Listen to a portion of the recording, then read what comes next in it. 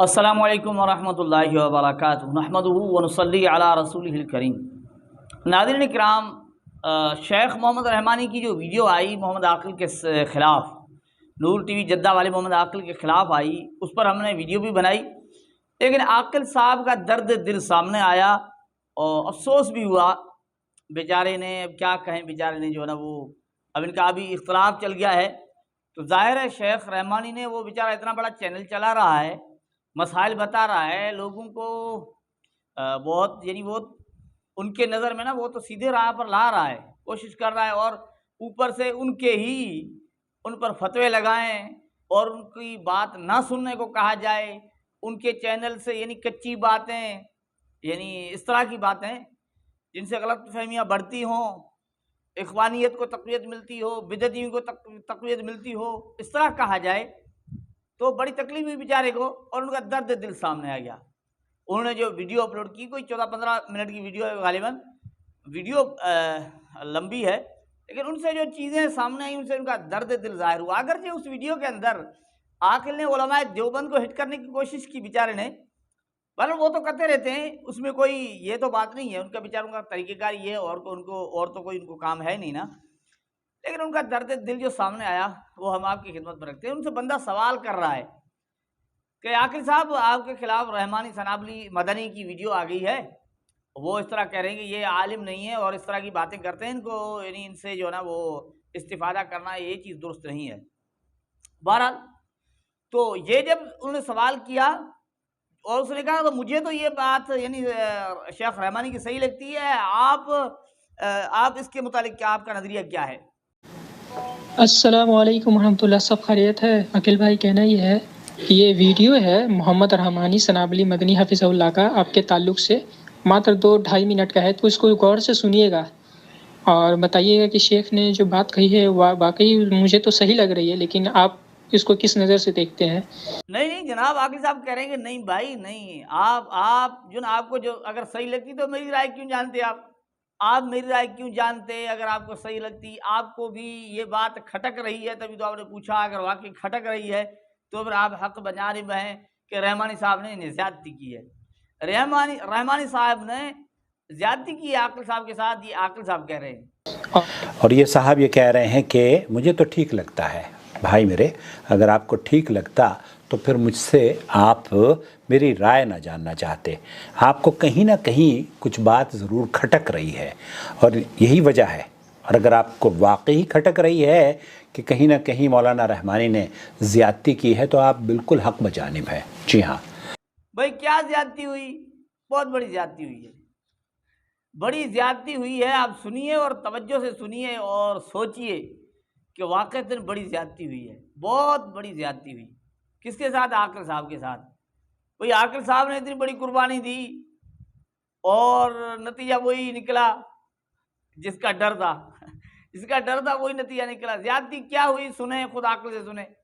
دیکھیے، جب میں دیوبندیت سے توبہ کر کے اہل حدیث ہوا، ہمیں یہ سننے کو ملتا تھا، وہی میں دیوبندیت سے توبہ کر کے اہل حدیث ہوا تھا، دیوبندیت سے توبہ کر کے اہل حدیث ہوا تھا۔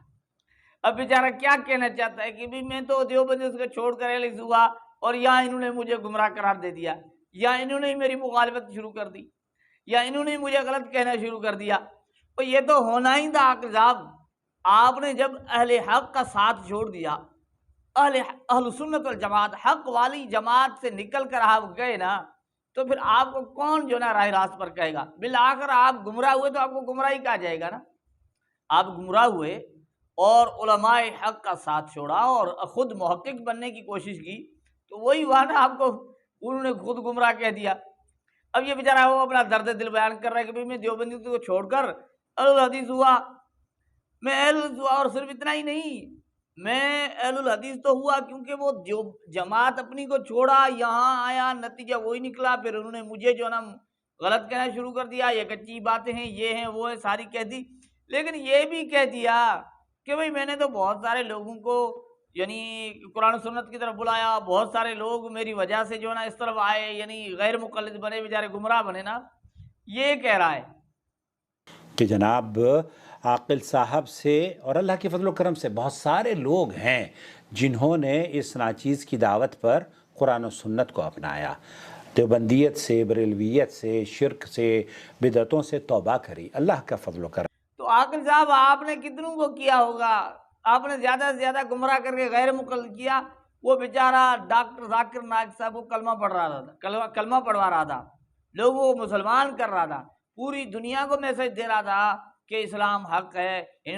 جو ان کے پروگرام ہیں انہوں نے آپ دیکھ لیجئے، پتہ نہیں کس چیز کا، وہ ان کو بھی وہ گمراہ ٹھہرا دیا نا، وہ بھی گمراہ اس کو قرار دے دیا، وہ یہ تو گمراہ ہے، ان کا عقیدہ درست نہیں ہے، یہ منہج سلف کے خلاف ہے۔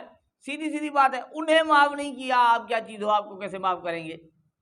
تو ناظرین کرام بہت پریشانی ہوئی بیچارے عاقل کے لیے، اور اپنا درد دل بیان کر رہے، میں دیوبندی تھا اور اہل حدیث ہوا، پھر بھی مجھے معاف نہیں کیا گیا، اور میں وہ سمجھ رہا تھا کہ میں پہلے گمراہ ہوں، لیکن یہاں آ کر وہی گمراہ، لیکن اصل سمجھ نہیں پا رہا کہ پہلے آپ حق پر تھے اور اب گمراہ ہوئے ہو۔ جو گمراہ ہوئے تو بالآخر آپ کی گمراہی تو ظاہر ہوگی نا۔ بہرحال آگے ایک اور بات کہہ دی کہ میں کیا کرتا ہوں، میرا قصور کیا، وہ بھی سنا۔ میں جیسے جب سعودی عرب کے علماء کے فتوے عاقل نقل کرتا ہے تو اس کا مطلب یہ کہ صرف عاقل تو ناقل ہوا۔ او بھائی میں تو سعودی عرب کے علماء کے فتاویٰ کو نقل کرتا ہوں، عاقل تو ناقل ہوا، عاقل تو ناقل ہوا۔ میں کیا کرتا ہوں، میں اپنی بات نہیں بتا رہا، میں سعودی علماء کے فتاویٰ بتاتا ہوں۔ اللہ اکبر، کیا کہیں، کاش اس جواب سے عاقل کو سمجھ آتی اور حق سمجھ آتا۔ اس جواب سے عاقل کو یہ اپنی ہی بات سمجھ آتی اور حق سمجھ میں آتا۔ وہ کیسے؟